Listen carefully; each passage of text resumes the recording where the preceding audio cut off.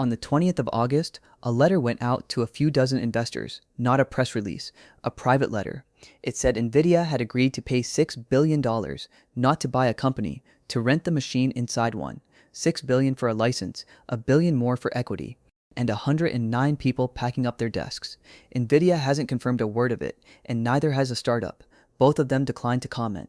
So everything here traces back to that letter, and to Eric Newcomer, the reporter who got hold of it first. Here's what doesn't add up. NVIDIA already gives AI models away, and it gives them away free.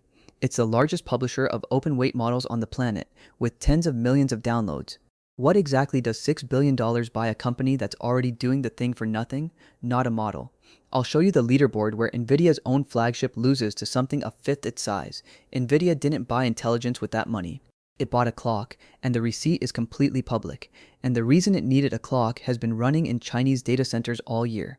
Look at what NVIDIA already owns, because it reframes the question.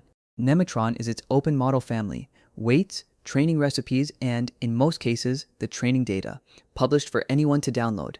No key, no permission, no invoice. The company said in March that Nemotron had been pulled off Hugging Face more than 45 million times, and that NVIDIA had become the single largest organization on that site, with close to 4,000 people on it. That's not a chip company dipping a toe in open source. That's the biggest open weight publisher there is, and it kept shipping all year. The flagship arrived in June. 550 billion parameters, 55 billion switched on per token, a million token context window, free for commercial use. On paper, it's the strongest open model any American company has released. 2 months later, NVIDIA added a small one at the other end of the range, 30 billion parameters with 3 billion active, size to run on a single desktop. So the models exist. The compute obviously exists because NVIDIA manufactures the compute. The researchers exist, and that's why $6 billion is confusing, and why the real question isn't why NVIDIA is going open. It went open years ago. The question is what it thinks it's missing. On the 21st of July, a startup called Poolside published a benchmark table.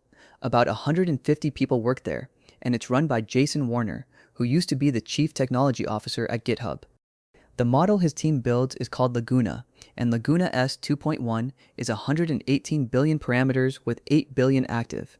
On an agentic coding test called Terminal Bench, the kind where a model drives a real shell and has to actually finish the job, it scores 70.2.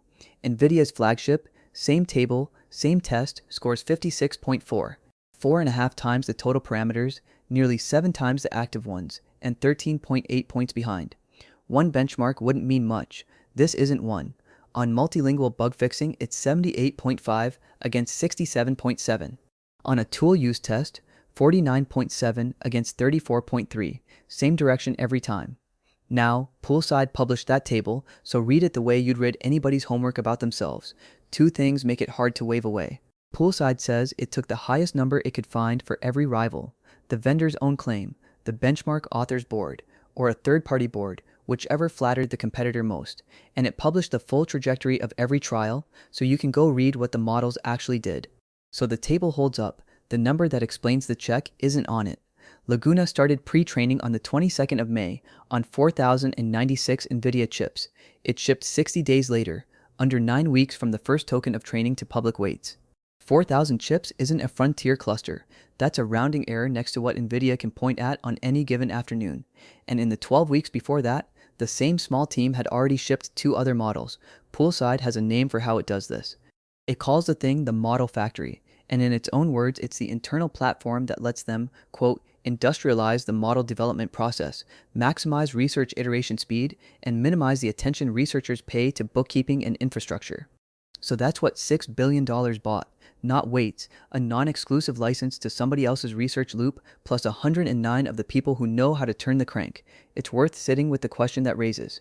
If the bottleneck wasn't chips, and NVIDIA of all companies couldn't buy past it with chips, what does that say about the rest of us buying chips?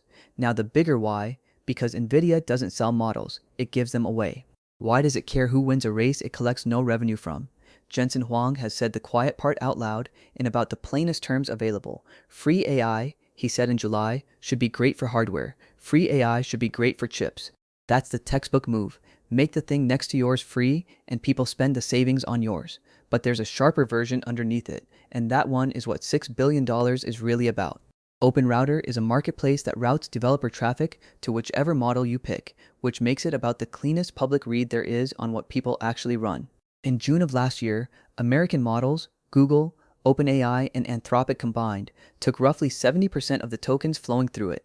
A year later, that share is around 30%. Chinese open-weight models took the rest, and different reads of the same data land between 51 and 61% depending where you draw the boundary. But the direction isn't in dispute. The hub at Hugging Face reports about 41% of everything downloaded from it over the trailing year went to Chinese models. Alibaba's Qwen family alone has passed 1 billion cumulative downloads and anchors more than 150,000 derivative repositories. A download is a soft metric though. This next one isn't. In February, a Chinese lab shipped a frontier open model of 745 billion parameters, trained end-to-end on Huawei Ascend chips. No NVIDIA silicon anywhere in it. Now that's the whole video, so let me be precise about it. Weights are just numbers in a file. The stack around them isn't. The kernels, the quantization formats, the serving code, the fine-tuning recipes, all of it gets written for whatever hardware the model was born on. So if the default open model on Earth is trained on Huawei and tuned for Huawei, then every enterprise that adopts it inherits a software stack that doesn't need CUDA. Not this year. But an ecosystem is a ratchet, and it turns one way. And that's the 6 billion. It isn't a model purchase. NVIDIA is buying back the right to be the default, and paying about 8 days of revenue to do it. Which brings us to what this really costs, and money is the least of it. 6 billion is 8.5 days of NVIDIA's revenue, and with the equity, 10. That's roughly a third of what the company spent on research and development across its entire last fiscal year. For a business carrying a $5.2 trillion market capitalization, it's loose change. The real cost is the shape of the deal. NVIDIA isn't buying Poolside. Poolside stays independent, keeps its founders, keeps the right to license the same technology to anybody else, and walks away with $1 billion of fresh equity. NVIDIA takes the process, and 109 of the 150 people who ran it. NVIDIA has done this before, twice. In September last year, it paid over $900 million for a networking startup's technology and staff. 3 months after that, it did the same to an inference chip rival for a reported $20 billion, license the technology, hire the team, leave the legal shell standing. A merger gets a merger review. 3 licensing agreements don't. One analysis, called the price for a non-exclusive license, quote, deranged, then made the sharper point underneath it. Regulators are allowed to look at substance rather than labels, and there's a second cost which NVIDIA's own customers will feel. OpenAI and Anthropic buy NVIDIA's chips by the warehouse. NVIDIA is now openly building models pitched as the cheap, customizable alternative to theirs.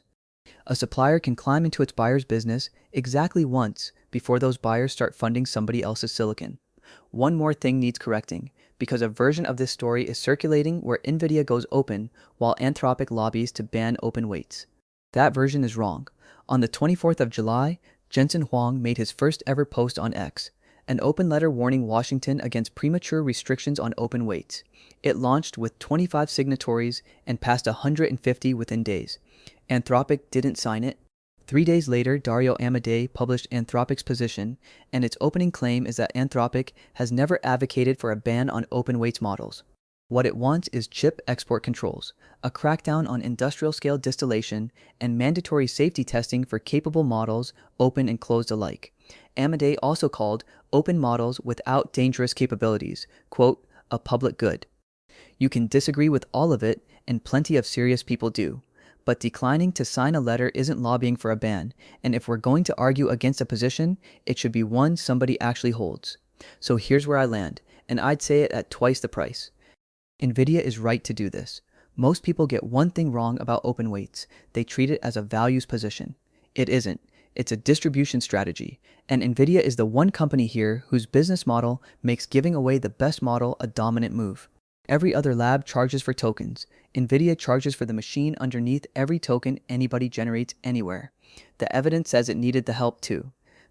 Its own 550 billion parameter flagship sits nearly 14 points behind a 118 billion model from a company a fraction of its size.